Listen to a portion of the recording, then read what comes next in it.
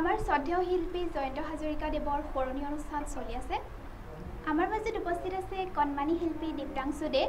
দীপ্তাংশু, তোমাক স্বাগতম জনাইছোঁ।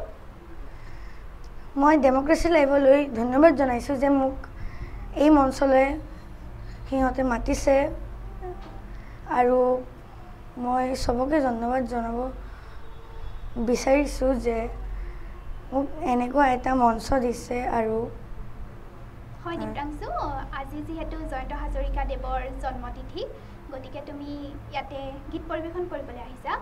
তুমি ইয়াৰ আগতেও ক'ৰবাত তেখেতৰ গীত পৰিৱেশন কৰিছা নেকি? ক'ত কৰিছিলা আগতে? আগত মানে আৰোহণত মঞ্চত কৰিছিলোঁ। তুমি গীত শিকি আছা? ঠিক আছে, তোমাৰ কণ্ঠত আমি এটি গীত শুনিব বিচাৰিছোঁ। তেখেতৰ কোনটো গীত শুনাবা তুমি? মই তেখেতৰ মোৰ মিনতি এই গীতটো শুনাবলৈ ওলাইছোঁ। আহক তেনেহ'লে আমি দীপ্তাংশু দেৰ কণ্ঠত জয়ন্ত হাজৰিকা দেৱৰ অমৰ সৃষ্টি মোৰ মিনতি তৰা হৈ যদি গীতটি উপভোগ কৰোঁ। মোৰ মিনতি তৰা হয় যদি তোমাৰ আকাশ চুব, মোৰ মিনতি তৰা হয় যদি তোমাৰ আকাশ চুব, মোৰ গান যদি ফুল হয়, মোৰ গান যদি ফুল হয়, তোমাৰ বনত ৰব,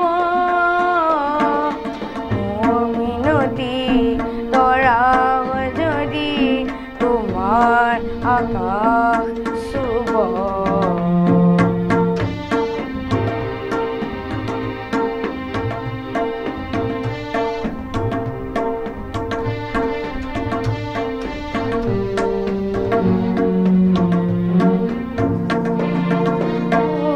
কথা যদি সুৰ হয়, মোৰ সুৰ যদি জোন হয়, মোৰ কথা যদি সুৰ হয়, মোৰ সুৰ যদি জোন হয়, সেইজনে শুনা জোনালী মায়াৰে সৰু সৰু গাৰে, সেইজনে শুনা জোনালী সৰু সৰু গাৰে, মনে মনে গৈ তোমাৰ মনৰ ৰব,